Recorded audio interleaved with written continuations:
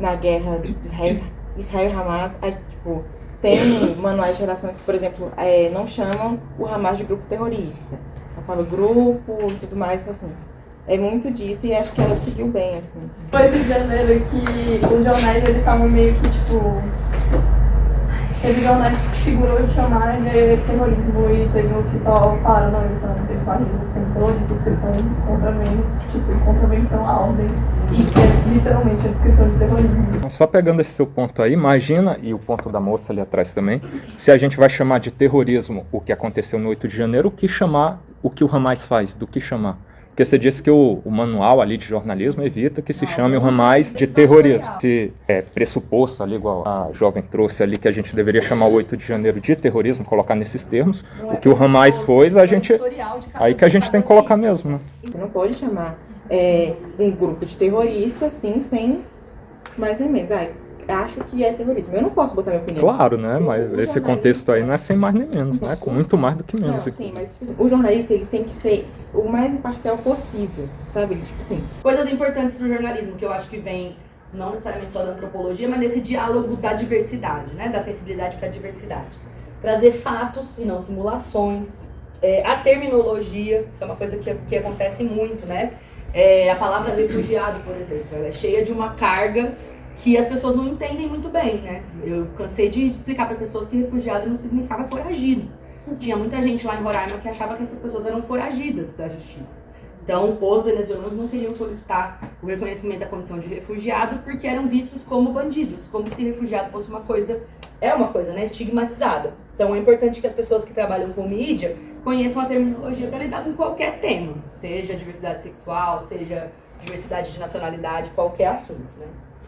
E a desconstrução do ódio, isso aqui é uma coisa bastante importante, né? Porque se você sabe que está um barril de pólvora na cidade, você não tem que tomar cuidado ético de como você vai noticiar aquilo para que não aconteçam linchamentos, por exemplo.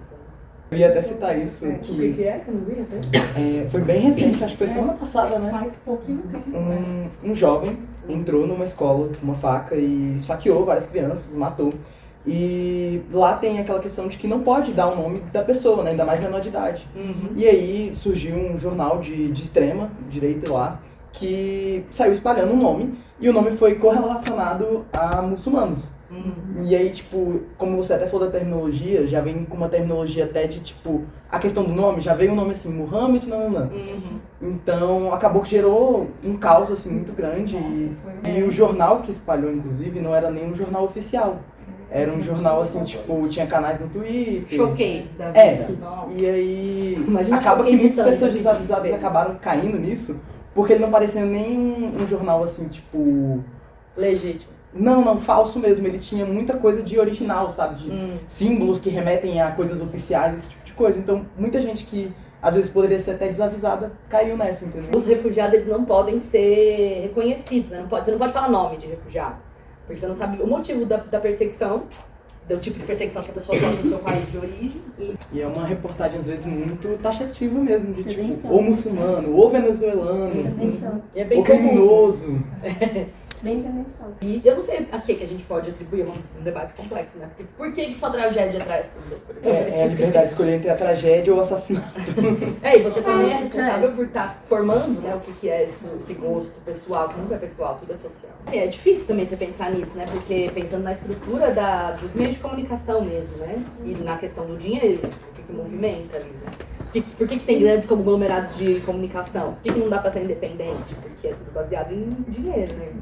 Mas isso é a bolha também que mais engaja, porque chama mais a atenção das pessoas, né? Você pode olhar que esses organismos mais formais de jornalismo, que tem um jornal físico, por exemplo, lá você tem várias seções, né? Tem várias divisões, tem cultura, tem entretenimento, tem esporte. Você vai ver diversas coisas que são, a princípio, agradáveis, né? Vão te divertir. Mas tem a parte que vai engajar mais, que são das notícias políticas ou das tragédias sociais. Faz parte das bolhas. E a que chama mais atenção, no final das contas, é essa. E um ponto aí que eu queria citar também sobre você estigmatizar as pessoas nessas manchetes. Hoje em dia eu tenho visto muito, até me chateia no caso em que o crime é fático, ali já ocorreu mesmo, falar suspeito, quando nitidamente o cara assassinou uma vítima ali. Que até casos em que já é inequívoco equívoco que o cara respondeu na justiça e foi condenado se usa também para passar um pano em alguns contextos. Acontece Não, também. Eu acho bizarro também. Às vezes Eu a acho que pessoa- isso daí que a gente citou é exceção. um caso do feminicídio agora recentemente, que o cara matou a mulher no meio da rua, atropelou ela 3 vezes, tem vídeo. E aí eles falam suspeito, né? Pois é, bizarro. chateia, né? Foi Indigna. lá no Gama, na verdade. Eu moro lá, fiquei sabendo Ah, disso. esse caso específico não. Mas o que eu acontece entendo é muito. isso. O que mais? Também essa coisa de estratégias no uso de linguagem, abordagem de raça. Isso aqui é uma coisa mais pra pensar que não é só texto também, né? Você, por exemplo, sempre retratar pessoas negras na pobreza, aquela coisa do retrato de África antiga, de Etiópia na fome. Pensar que não é só o seu texto que comunica, mas também a sua imagem. Então, mostrar pessoas em outros contextos, né? Em pessoas um pouco mais felizes e tudo mais. E é isso agora, finalmente, a gente vai para as colegas que vão falar do texto da Bianca Santana, que é uma coluna. Boa tarde, gente. Eu Boa vou tarde. fazer uma breve introdução da bibliografia da Bianca Santana. Primeiramente, eu acho que eu vou até fugir um pouquinho pro sentido de que eu sou aluno de História e me interessou muito a Bianca Santana no sentido de que, quando a gente fala de História, a História muitas das vezes é contada por homens. Em suma, a maioria, homens brancos, homens cis e etc. E, principalmente, homens com poder.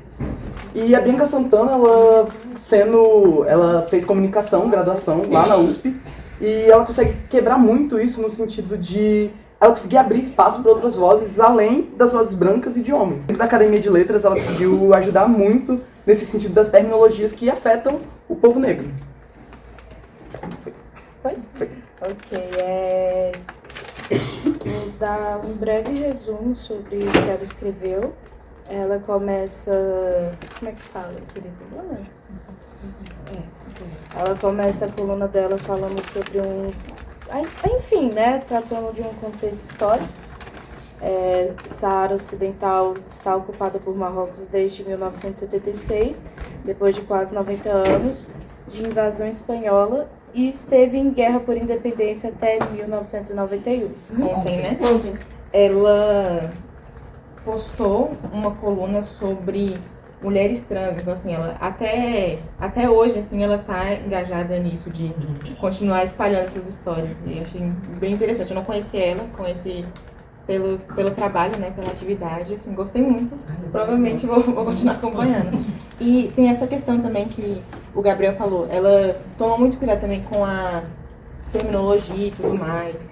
Ela é bem cuidadosa nessa questão, na hora de falar do povo marroquino e tudo mais, né? A gente, geralmente no jornalismo, a gente segue manuais de redação e tem alguns manuais de redação que tem. Por exemplo, na guerra de Israel e Hamas, tem manuais de redação que, por exemplo, não chamam o Hamas de grupo terrorista. Eu falo grupo e tudo mais, então assim, é muito disso e acho que ela seguiu bem, assim.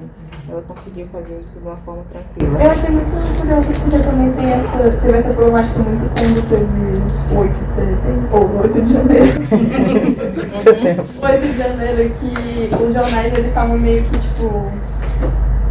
teve jornais que se segurou de chamar de terrorismo e teve uns que só falaram, não, eles só rindo, tem terroristas que estão em contravenção à ordem. E é literalmente a descrição de terrorismo. Se você fala isso, aí o povo...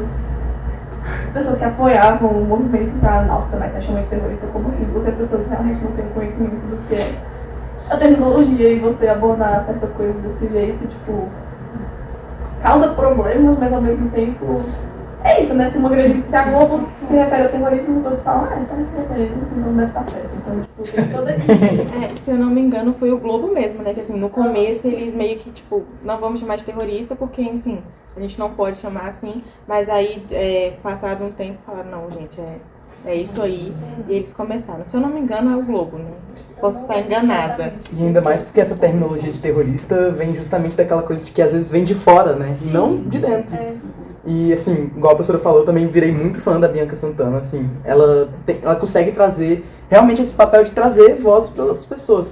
Essa questão mesmo dessa reportagem dela é muito interessante, porque se a gente for pensar sobre essa situação da ocupação, se esse próprio povo já não tem voz, imagina as mulheres dessa ocupação, né? Tem menos voz ainda. Então ela consegue trazer muito bem esse papel de abrir um espaço. Então, assim, realmente ela é bem certeira.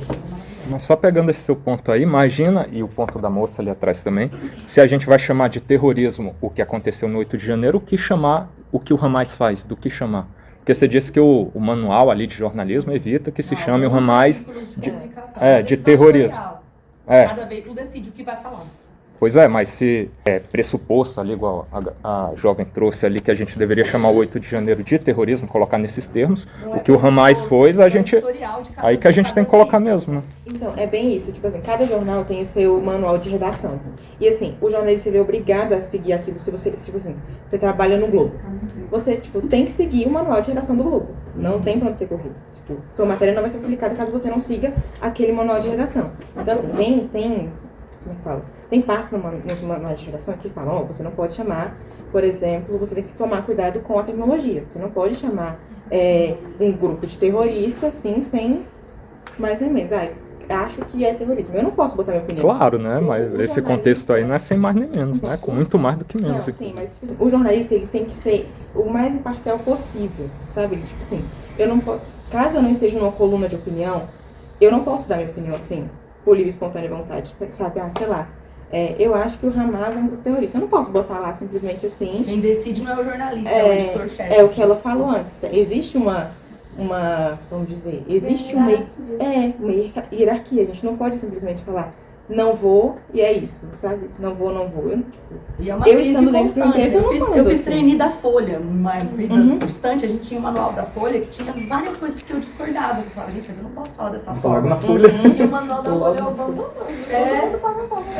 Mas tinha várias coisas que a minha opinião técnica, até como cientista social, não era aquela. E eu ficava na maior das crises, porque, tipo, não é isso, mas bem quem isso, sou tipo eu, assim, né? às vezes a gente tem que meio que se desprender de coisas que a gente acredita, você vai trabalhar num veículo. Porque, tipo assim, não é porque eu acredito numa coisa que eu posso botar lá, sabe? Os meus superiores vão falar, isso aqui não entra, querida.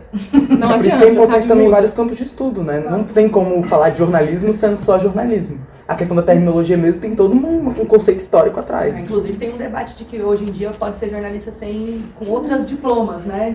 Não precisa de diploma. É uma discussão. Eu acho um pouco problemático. Eu acho que isso vai muito do que você falou antes, né? Da questão do livre-arbítrio. Tipo, a gente tem o livre-arbítrio para escolher o que a gente quer consumir, mas nem sempre a gente tem isso de, tipo assim, do que a gente vai poder publicar, né? Assim, se fosse uma coisa independente, tudo bem, tudo iria pelas nossas opiniões. Como não é, a gente tem que, enfim, se moldar aquilo ali.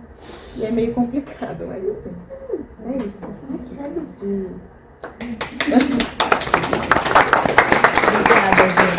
Toma nas aulas que as pessoas sabem mais do que eu e falam.